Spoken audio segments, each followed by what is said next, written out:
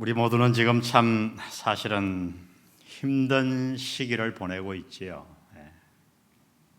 모두가 고통받았고 지금도 여전히 받고 있습니다.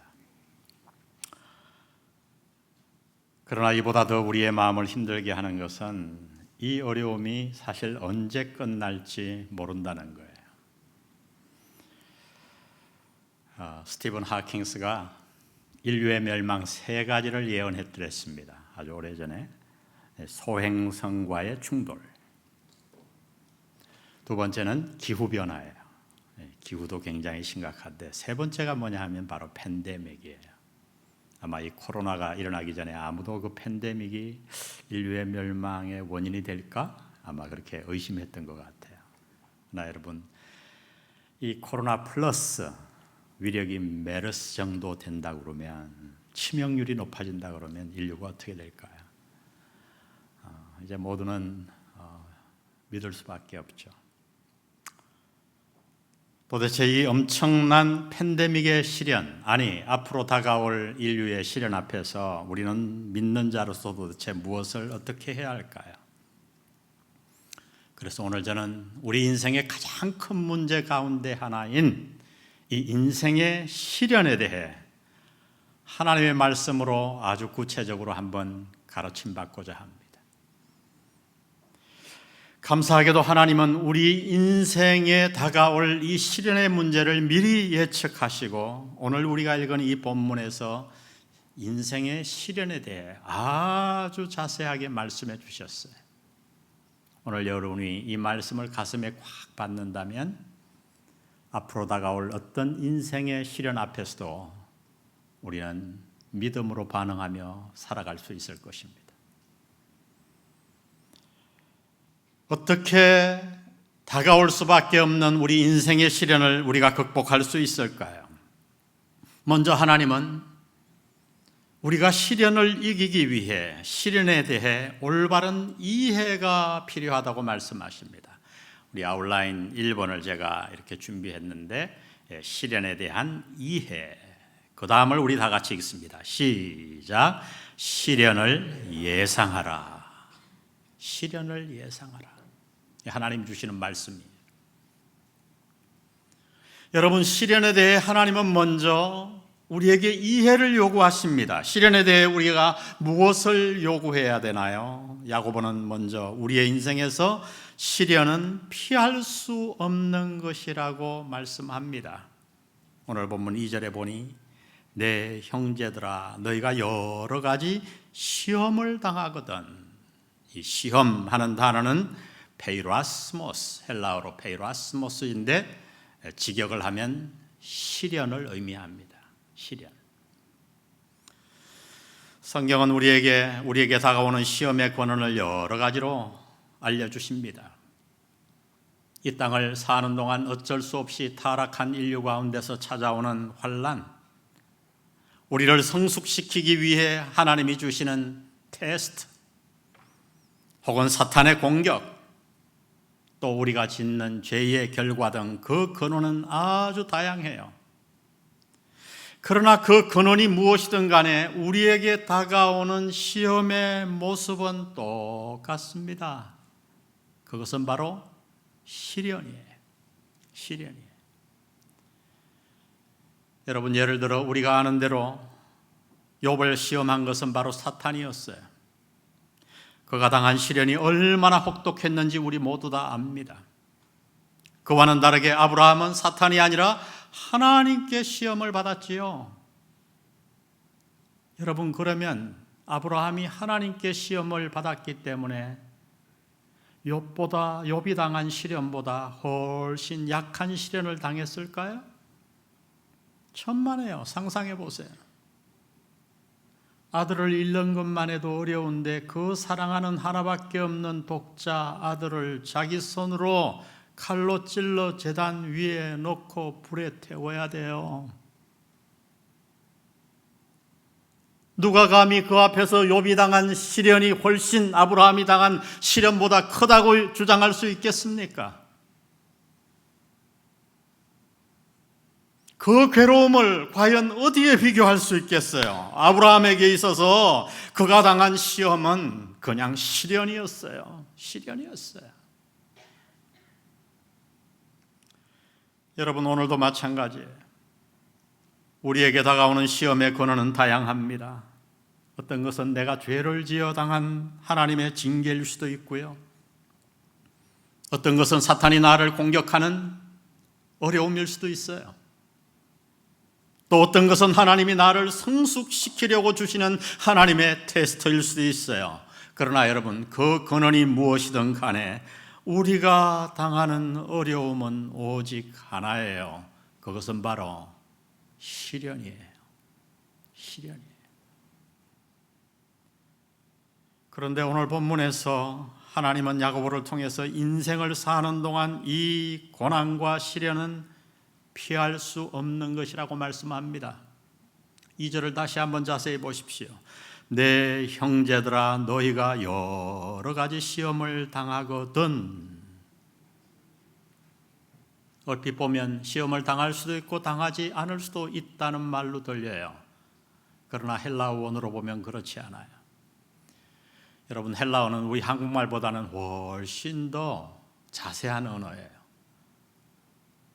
이 땅에 현존하는 언어 가운데 독일어가 상당히 정확하다고 그러는데 꼬리 변화가 200개예요. 그런데 여러분, 헬라어 지금은 사어죠. 말로 사용되지 않아요. 라틴어와 마찬가지로 이 코인의 헬라어는 성경이 기록된 문서로만 남아있을 뿐이지 사용되지 않아요. 거기에 꼬리 변화는 몇 개인가? 800개예요. 빠져나갈 수가 없어요. 하나님이 코인의 헬라어로 신약 성경을 기록하신 것은 우연이 아니에요. 내 형제들아, 너희가 여러 가지 시험을 당하거든. 헬라어의 가정법에는 상당히 여러 종류가 있어요. 예를 들면 이런 겁니다. 내일 비가 오거든. 올 수도 있고 안 올 수도 있죠. 근데 여러분, 내일 해가 뜨거든. 내일 해가 떠요, 안 떠요? 안 떠요? 떠요. 바로 이 의미예요. 내 형제들아, 너희가 여러 가지 시험을 당하거든. 시험을 당할 수도 있고 안 당할 수도 있는 게 아니라는 얘기예요. 내일 해가 뜨거든. 마치 그 말씀이에요. 시험은 당연히 오는 것인데 형제들아, 그 시험이 너희에게 오거든. 이 말씀이에요. 여러분, 우리가 이것을 믿는 자로서 이해하는 것이 매우 중요합니다. 신앙생활에서 매우 중요해요. 다시 말해서 본문은 우리의 인생에서 시련은 피할 수 없는 것이라고 가르쳐 주십니다. 시련은 올 수도 있고 오지 않을 수도 있는 것이 아니라 시련은 반드시 찾아오게 되어 있다는 거예요. 이것이 우리의 인생이라고 말합니다. 아무리 내가 신앙생활을 열심히 해도, 기도를 열심히 해도, 헌신을 많이 해도 하나님 말씀하세요. 시련은 찾아온다고요.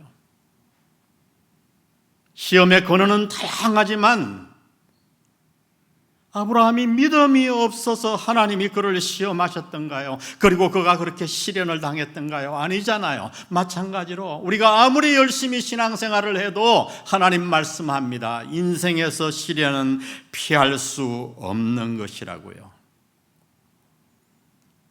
그러므로 우리는 이 땅을 살 동안 어떻게 해야 되는가? 시련을 예상하며 살아야 합니다. 사실 시련이 올 때 믿는 자와 믿지 않는 자 누가 더 고난을 당하는가? 가만히 관찰해 보면 우리 믿는 자들이 더 많이 당한다고 그래요. 시련의 무게가 더 커요. 왜일까요? 하나님 믿는데 왜일까요? 그 이유는 마음에 많은 의문이 생기기 때문에 그래요.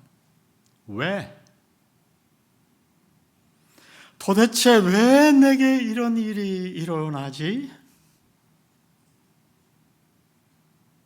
하나님이 왜 내 기도에 응답하지 않으시지? 왜 하나님이 나에게 이런 고난을 주셨지? 혹 하나님이 나에게 등을 돌리신 것은 아니야? 시련이 올 때 우리 마음에는 믿지 않는 자들과 다르게 마음에 수많은 의문이 찾아옵니다. 이것이 우리를 더욱 어려움에 빠뜨리는 거예요. 그래서 야고보는 지금 우리에게 말하고 있는 거지요. 이 땅을 사는 동안 시련은 당연히 오는 것이다. 그러므로 시련을 예상하며 살거라. 오늘 이 집에 참석한 모든 분들 앞으로 남은 생, 지금까지는 어떻게 살았던지 모르지만 시련을 예상하며 살기를 바랍니다. 하나님의 말씀이에요. 시련을 예상해야 돼요. 우리 집안은 목사가 굉장히 많아요. 사실은 목사 아닌 자가 별로 없어요. 제가 그래도 꽤 큰 교회 담임 목사인데 집안 모임하면 안방에 들어간 지가 얼마 안 돼요. 전 뭐 했는가? 집안 모임하면 신발 정리했어요. 할아버지도 목사님이고 우리 교단을 세우신 분이죠. 숙부님, 형님 셋 쫙 가서 이모부, 고모부, 외삼촌 전부 다 목사예요.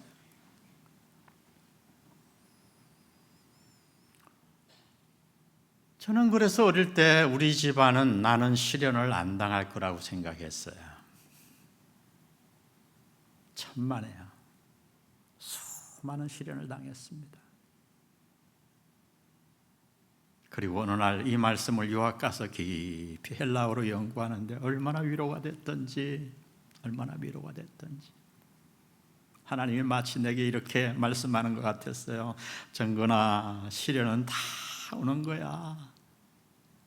너의 집안이 네가 신앙생활을 잘못해서 오는 게 아니야. 시련은 인생에서 피할 수 없는 거야. 따뜻하게 말씀을 주시는데 얼마나 위로가 됐는지. 여러분, 시련을 예상하며 사십시오. 시련에 대한 이해가 필요합니다. 두 번째, 우리에게 무엇이 필요하냐면 시련에 대한 태도가 필요해요. 태도, 예상하며 살아야 되고요. 이해해서 두 번째, 우리 기쁘게 다 같이 읽습니다. 시작. 기쁘게 여기라. 참 사실 하나님은 오늘 본문에서 너무도 이해하기도 어렵고 실천하기도 어려운 아주 어려운 명령 한 가지를 우리에게 주셨어요. 2절을 다시 보세요. 내 형제들아, 너희가 여러 가지 시험을 당하거든 온전히 기쁘게 여기라. 아니, 도대체 왜 시험을 기쁘게 여겨야 합니까? 그 이유를 하나님은 곧바로 이렇게 가르쳐 주셨어요. 3절에 보니 이는 너희의 믿음의 시련이 인내를 만들어내는 줄 너희가 알미라. 인내를 온전히 이루라. 이는 너희로 온전하고 구비하여, 매우 중요한 단어예요. 온전하고 구비하여 조금도 부족함이 없게 하려 함이라. 여러분 믿습니까? 하나님이 성경을 우리에게 주신 목적이 뭐예요? 이는 하나님의 사람으로 온전하게 하며. 하나님이 교회에 목사를 주신 이유가 뭐예요? 에베소서 4장 12절에 보면 그가 혹은 어떤 사람은 사도로, 어떤 사람은 선지자로, 혹은 복음 전하는 자로, 혹은 목사와 교사로 주셨으니 이는 성도를 온전하게 하여. 그 온전하게 하다 하는 영어 단어는 equip이에요. 구비시키다. 하나님이 교회 목회자를 주신 것은 성도 여러분을 사역에 합당한 자로 구비시키기 위해 주신 거예요. 온전하게. 그러니까 성경의 목적과 교회의 목회자를 주신 목적이 똑같은 거죠. 근데 여기에 나와요. 무엇이 우리를 온전하게 만드는가? 인내를 온전히 이루라. 이는 너희로 온전하고 구비하여. 시련이, 우리가 그 시련을 인내로 견디면 그것이 우리를 온전하고 하나님의 사람으로 구비시킨다고 하는 거예요. 바로 이 이유 때문에 하나님은 말씀합니다. 그 시련이 지금은 어렵지만은 그 시련이 너를 온전하게 만들고 구비시킬 것이기 때문에 온전히 기쁘게 여기라. 한마디로 시련이 우리를 성숙에 이르게 한다는 거예요. 그러나 여러분, 이 명령을 이행하는 것은 여전히 쉬운 일이 아니에요. 아무리 시련이 우리를 성숙으로 이끈다고 해도 어떻게 시련을 당할 때 웃을 수 있나요? 기쁘게 여길 수 있나요? 암이 걸렸는데 기뻐 웃을 수 있나요? 시련이 올 때 우리의 마음에는 여러 가지 감정과 반응이 찾아오지요. 슬픔과 낙심과 근심과 의심과 심지어 분노까지. 성경은 그것들을 부인하지 않아요. 이 명령의 핵심을 이해하는 게 중요합니다. 이 명령의 핵심은 한 단어에 집중되어 있어요. 2절을 다시 보세요. 우리 다 같이 한번 읽습니다. 시작. 내 형제들아, 너희가 여러 가지 시험을 당하거든 온전히 기쁘게 여기라. 이 여기라 하는 단어가 매우 중요해요. 여기라. 이 여기라 하는 헬라어 단어는 헤게오마이 하는 단어인데 여러분이 잘 아는 단어예요. 여기서 바로 주도권을 의미하는 헤게모니 하는 단어가 유래된 거죠. 그러므로 이 말씀은 뭐냐 하면 시련이 올 때 기쁘게 여기라 하는 이 말씀은 어떤 뜻이냐 하면 우리 마음에 시련이 올 때 찾아오는 그 수많은 감정들과 반응들 가운데 기쁨이 우리를 주도하게 만들라는 거예요. 사실 이 여기다 하는 단어를 제가 찾아보니까 이 단어는 경제 용어더라고요. 그래서 문자적으로 말하면 평가하다라는 뜻을 지니고 있어요. 바울은 빌립보서에서 자신이 예수님을 만나고 난 이후에 자신의 인생을 전면적으로 재평가했다고 얘기하며 이렇게 간증합니다. 빌립보서 3장 7절에 보니 그러나 무엇이든지 내게 유익하던 것을 내가 그리스도를 위하여 다 해로 여길 뿐더러 또한 모든 것을 해로 뭐함은 여김은 내 주 그리스도 예수를 아는 지식이 가장 고상하기 때문이라. 내가 그를 위하여 모든 것을 잃어버리고 배설물로 뭐함은 여김은 계속해서 나와요. 이 말은 뭐냐 하면 바울이 예수님을 만나고 나서 그동안 자신이 중요하게 여겼던 학벌과 가문과 종교적 성취 이 모든 것들을 배설물로 평가하고 이제 자신의 인생에서 그리스도만을 존귀히 여기기로 평가하기로 결단했다는 말이에요. 여러분, 이것이 바로 본문이 의미하는 바입니다. 실제로 시련 자체가 기쁜 것은 아니지만 그 시련을 우리 믿는 자들은 어떻게 해야 되는가? 기쁨으로 평가해야 한다는 거예요. 그리고 시련 속에서도 인내를 이루고 그 시련이 나를 온전하게 이룰 것을 믿기 때문에 기쁨의 마음이 내 마음을 주도하도록 노력해야 된다, 이 말씀입니다. 사실 우리는 시련을 통해 믿음이 성숙된 사람들 속에서 이런 모습들을 많이 보잖아요. 정말 만나서 인생의 깊이가 있고요, 성숙한 분들을 가만히 만나서 오래 만나보면 특징이 있어요. 인생에 큰 시련을 당한 분들이 많아요. 여러분 그럴 거예요. 약물이나 이런 데 가보세요. 시련이 우리를 성숙으로 이끄는 거예요. 그래서 그들은 믿음 가운데 신앙생활하다가 사랑하는 자를 잃은 슬픔 가운데서도 마침내 그 모든 시련을 이기고 이렇게 고백합니다. 당신이 주시고 당신이 데려가셨으니 주님의 이름을 찬양합니다. 그렇게 하는 거예요. 직장을 잃고 나서 믿음의 인내를 배운 사람들은 가족에게 이렇게 말합니다. 지금까지 공급해 주신 주님의 은혜를 감사하자. 우리로 하여금 주님만을 의지하게 하신 그 은혜를 감사하자. 여러분, 시련을 온전히 당한 사람은 달라요. 귀해요. 보석같이 빛나요. 그것이 욥의 고백 아닙니까? 그러므로 여러분, 우리는 시련을 극복하기 위해 시련을 올바로 이해해야 됩니다. 시련은 당연히 오는 것이기 때문에 시련을 뭐하며 살아야 된다? 예상하며 살아야 돼요. 또한 시련이 올 때 우리의 태도가 중요해요. 믿는 자로서 시련을 온전히 어떻게 여겨야 된다? 기쁘게 여겨야 된다. 마지막, 그러면 시련을 극복하는 방법이 뭡니까? 오늘 이 세 번째 아웃라인이 사실 가장 중요해요.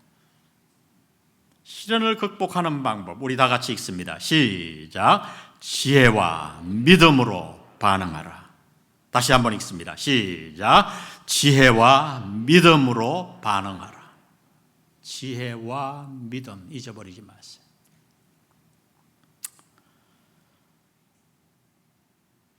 우리는 시련에 대해 지금까지 중요한 사실을 배웠습니다. 시련은 당연히 오는 것이기 때문에 삶을 사는 동안 믿는 자로서 우리는 시련을 예상하며 살아야 돼요. 또한 시련이 우리를 성숙으로 이끌 것을 알기 때문에 시련을 기쁘게 여기도록 노력해야 합니다. 그러나 이 모든 것을 안다고 해도 사실 이것을 실천하는 게 결코 쉽지 않아요. 목사인 저로서도 쉽지가 않아요. 결코 쉽지 않아요.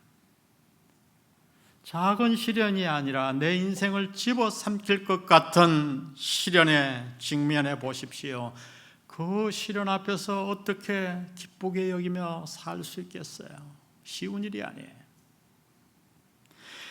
그래서 하나님은 이 모든 것을 아셨기에 오늘 본문을 통해 우리가 시련이 다가왔을 때 그 시련을 극복할 수 있는 방법을 오늘 본문에 기록해 주셨어요.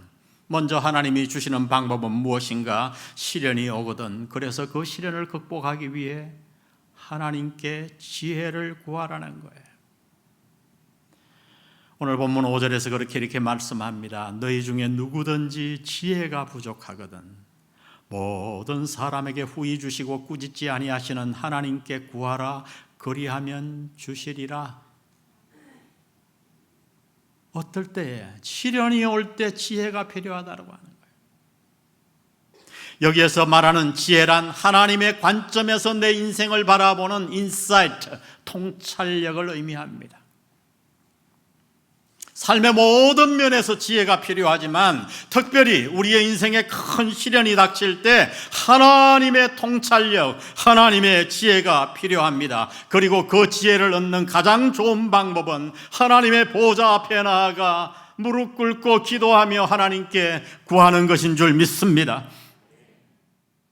도저히 이해 못할 시련이 찾아왔어요. 그때 우리가 낭망하지 아니하고 하나님 앞에 나아가 하나님 가르쳐 주시옵소서. 내가 이 시련을 이길 수 있도록 하나님 지혜, 하나님의 통찰력을 제게 부어 주옵소서. 그렇게 기도하면 하나님 약속하세요. 기도 가운데 하나님이 우리에게 지혜를 주실 줄 믿습니다. 시련을 어떻게 극복하는가? 하나님의 보좌 앞에 나아가 지혜를 구해야 돼요. 두 번째, 우리는 시련을 어떻게 극복하는가? 믿음으로 극복합니다. 하나님께 나아가 지혜를 구하되 무엇으로 구해야 되는가? 믿음으로 구해야 된다고 말합니다. 그래서 6절에 이렇게 말합니다. 오직 믿음으로 구하고 조금도 의심하지 말라. 의심하는 자는 마치 바람에 밀려 요동하는 바다 물결 같으니 이런 사람은 무엇이든지 주께 얻기를 생각하지 말라. 두 마음을 품어 모든 일에 정함이 없는 자로다. 왜 많은 성도들이 시련 앞에서 무너지는가? 그 이유는 시련 자체의 어려움보다 시련이 올 때에 이미 말씀드린 대로 마음에 생기는 의심에 매몰되기 때문이에요. 하나님에 대한 의심, 나를 향한 하나님의 사랑에 대한 흔들림. 그래서 야고보는 믿음이 없이 그렇게 의심하는 사람을 바다의 물결에 비유합니다. 저는 해운대에 살아요.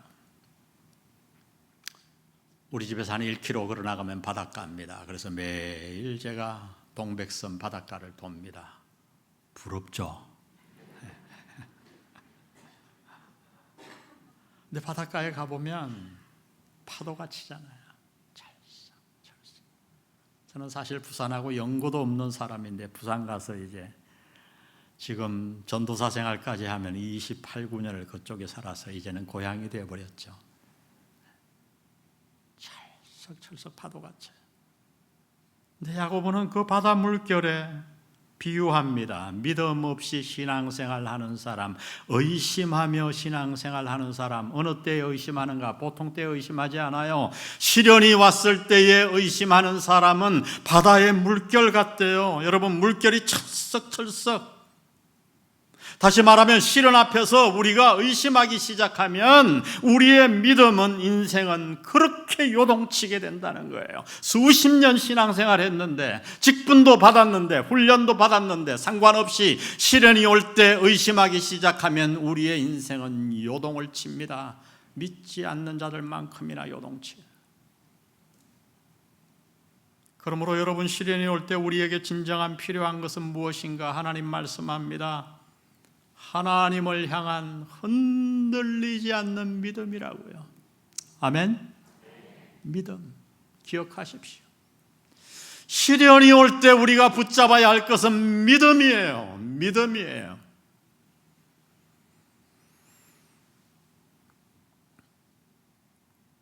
오늘 저는 인생의 엄청난 시련 앞에서 믿음으로 반응하여 승리했던 한 사람의 이야기를 하면서 제 설교를 마치고자 합니다. 그의 이름은 여러분이 너무나도 잘 아는 아브라함이에요. 아브라함은 하나님이 아들을 주시겠다고 약속한 지 25년이 지나 100세의 아들을 얻었어요. 아브라함이 그 아들을 얼마나 사랑했던지 이름을 이삭이라고 지었어요. 우리나라 말로 번역하면 웃음이에요. 상상해 보세요. 웃음아, 웃음아, 웃음아. 그러한 그에게 어느 날 청천벽력 같은 시련이 찾아왔습니다. 창세기 22장 1절에 보니 그 일 후에 하나님이 아브라함을 시험하시려고 그를 부르시되 아브라함아 하시니 그가 이르되 내가 여기 있나이다. 여호와께서 이르시되 내 아들 내 사랑하는 독자 이삭을 데리고 모리아 땅으로 가서 내가 내게 일러준 한 산 거기서 그를 번제로 드리라. 여러분, 성경을 읽을 때는 상상력, 묵상이 매우 중요해요. 저는 그래서 한 구절을 잡고 때로는 몇 주간, 몇 달도 묵상합니다.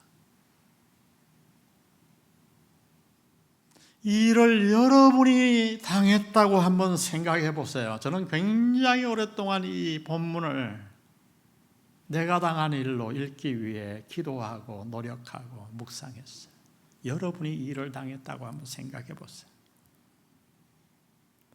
여러분, 그것이 하나님께로부터 하나님이 내 믿음을 성장시키기 위한 테스트인지 뭔지 아무런 상관이 없어요. 여러분, 그것은 아브라함에게 그냥 시련이었어요. 시련. 여러분, 그의 마음에 얼마나 많은 의문이 생겼겠어요. 그 고민과 번민을 과연 무엇으로 표현할 수 있었겠습니까? 한 목사님이 이 말씀의 무게를 느끼기 위해 이스라엘 성지에 자신의 어린 아들을 데리고 갔다고 합니다. 그리고 그를 모리아산, 이스라엘 성전이 지어졌던 그 산을 올라갔대요. 근데 그 목사님도 되게 독하신 것 같아요. 이 본문을 느끼기 위해 가슴에 어린 아들을 데리고 가며 큰 칼을 품고 갔대요. 그분은 이렇게 얘기했어요. 올라가는 내내 눈물을 감출 수 없었다고. 저 역시 그 길을 걸어 보았어요. 제가 예루살렘 대학에서 고고학을 공부하기 위해 잠시 가 있는 동안 낮에는 사람이 많잖아요. 밤에 아무도 없는 그 모리아산 그 길을 밤에 혼자 걸어 올라갔습니다. 아들을 데려간 것도 아니고 칼을 품은 것도 아니지만 그냥 상상만 했어요. 상상만 했는데도 얼마나 가슴이 무너지는지 눈물이 나는지 그날 참 그 밤에 많이 울었어요.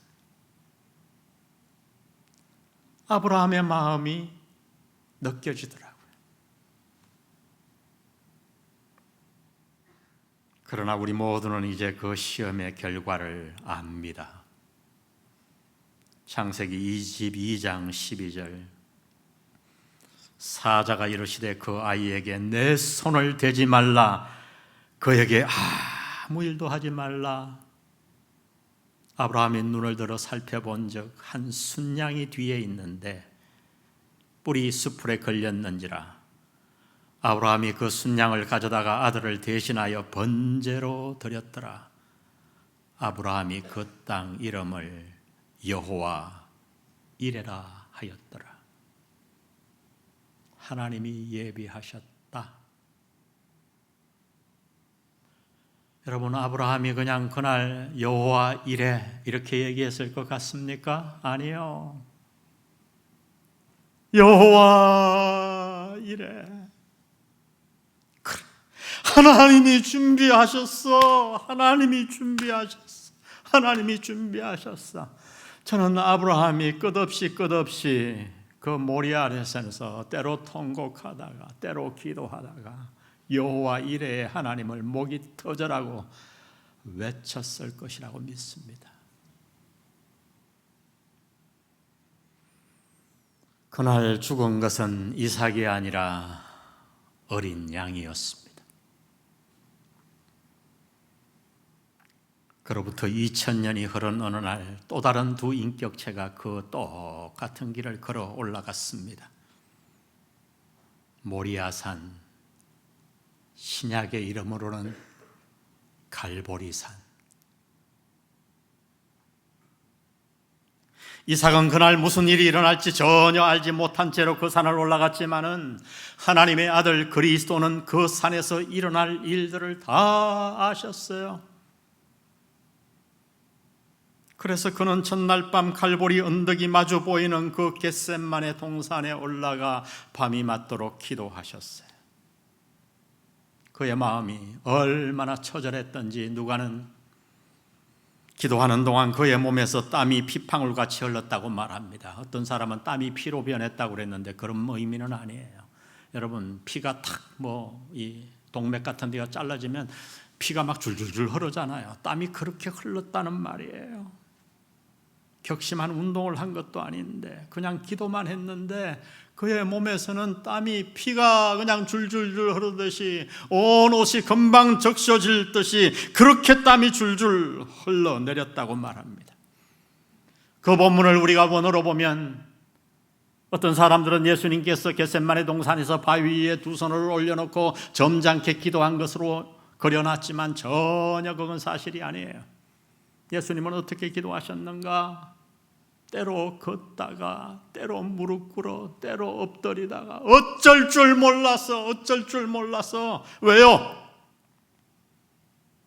그 갈보리의 고통, 십자가의 고통을 그분은 신적인 능력을 사용해서 견디는 것이 아니었어요. 우리와 똑같은 성정으로 인간의 성품으로 견뎌야 했고 그 모든 것을 다 아셨어요. 그래서 어쩔 줄 몰라 온 동산을 밤새도록 서성이며 마가는 그날 그 아들의 기도를 우리에게 이렇게 전합니다. 마가복음 14장 36절에 보니 아빠 아버지여 아버지께는 모든 것이 가능하오니 이 잔을 내게서 옮기시옵소서. 밤새도록 아버지 아빠 아버지 이 잔을 내게서 좀 옮겨주세요. 이 잔을 옮겨주세요. 그리고 오랜 기도 끝에 새벽에 그분은 이렇게 기도합니다. 그러나 저의 원대로 마옵시고 아버지의 원대로 이루어지기를 원하나이다.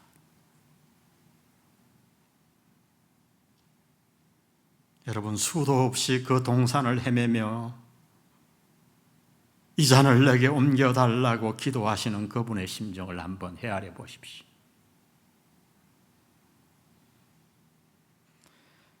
아브라함은 모리아 산을 올라가며 마음 한편 작은 구석에 그래도 하나님을 믿고 올라갔습니다.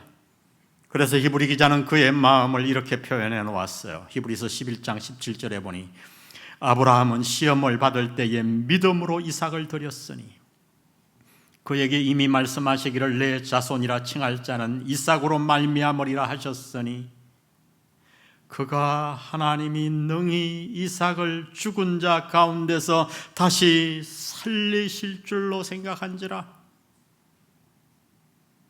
그래요, 아브라함은 시련이 너무 컸지만은 그래도 그의 마음에는 한 가닥 희망이 있었어요. 아브라함은 그 희망을 붙잡고 모리아산에 올라갔습니다. 그러나 여러분 아십니까? 그날 성부 하나님께는 다른 어떤 희망도 없었어요. 대안도 없었어요. 그날 독생자 아들의 죽음은 100% 확정된 것이었습니다. 누구도 그 아들의 죽음을 취소할 수 없었어요. 아빠, 아버지여, 이 잔을 내게서 좀 옮겨주시면 안 됩니까? 부르짖는 그 아들의 음성에도 그 죽음은 취소할 수가 없었어요. 그날 성부 하나님의 마음이 얼마나 찢어지셨던지 그 아들이 십자가에서 엘리 엘리 라마 사막다니 아버지여 아버지여 어찌하여 나를 버리셨나이까 외치는 그 순간 하나님은 그 모습을 참아 보지 못하셔서 이 땅을 대낮에도 깜깜하게 만드셨어요.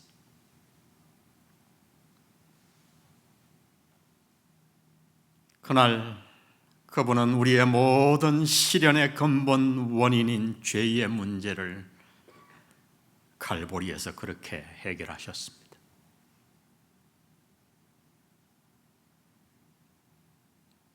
아브라함은 시련 속에서 모리아 산을 올라갔습니다.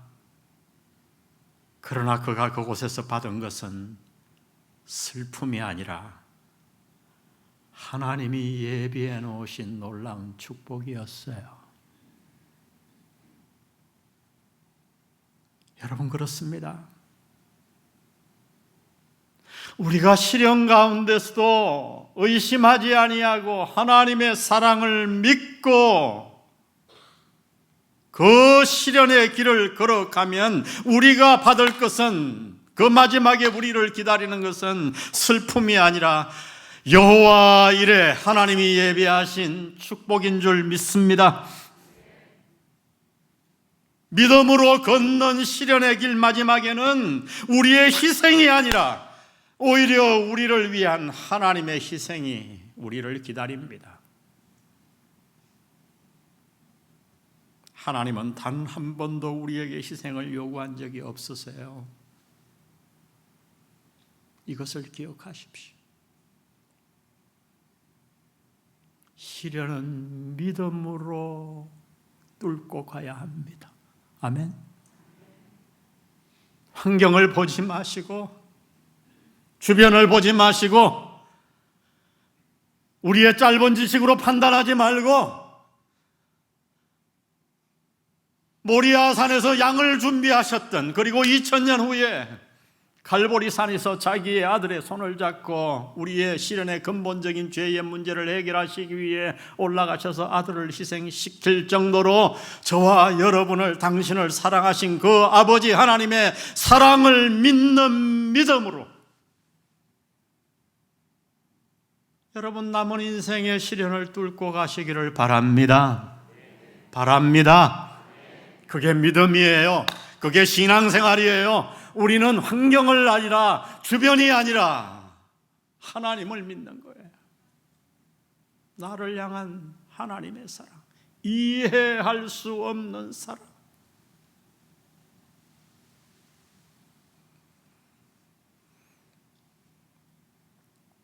이 가운데는 이미 엄청난 시련을 걷는 분도 있을 것이고 아직 시련을 맞지 않은 분도 있으실 거예요.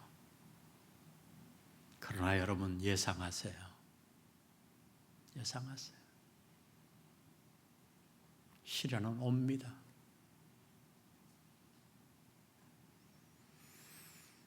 하나님이 왜 아브라함에게 그런 시험을 주셨던가? 100세에 낳은 아들이니 아마 아브라함에게는 자신도 모르게 그 마음속에 이삭이 우상같이 자리 잡기 시작했을 거예요. 하나님은 그것을 아셨어요. 이삭은 분명히 하나님이 주신 축복이에요. 근데 그 마음 안에 우상같이 자리 잡은 그 축복이 계속되면 그 이삭은 하나님의 축복이 아니라 독이 될 것을 하나님이 아셨던 거죠. 그래서 하나님을 복주시기, 아브라함을 복주시기 위해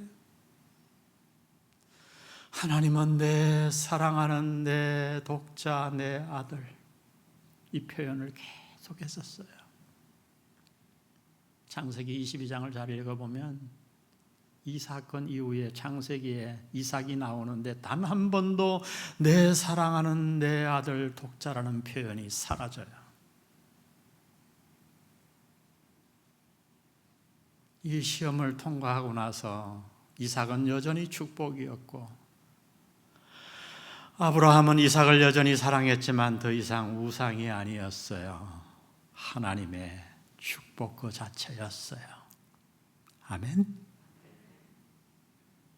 혹시 하나님이 여러분에게 무엇을 앗아가셨던가요? 그것은 뺏기 위함이 아니에요.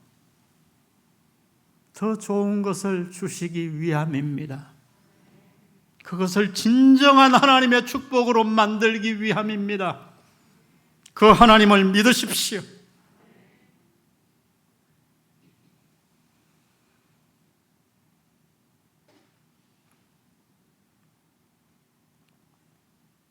주님이 우리의 모든 슬픔과 수고를 지시고 갈보리산에 오르셨습니다. 그분이 십자가 위에서 모든 우리의 고난과 시련의 원인인 죄의 짐을 다 푸셨습니다. 그분이 지금 당신을 돌보고 계십니다. 그분이 지금부터 영원히 당신과 당신의 가정과 자녀들을 지키실 것입니다. 그 하나님을 믿고 어떤 시련도 뚫고 나가는 여러분 되시기를 주의 이름으로 축복합니다.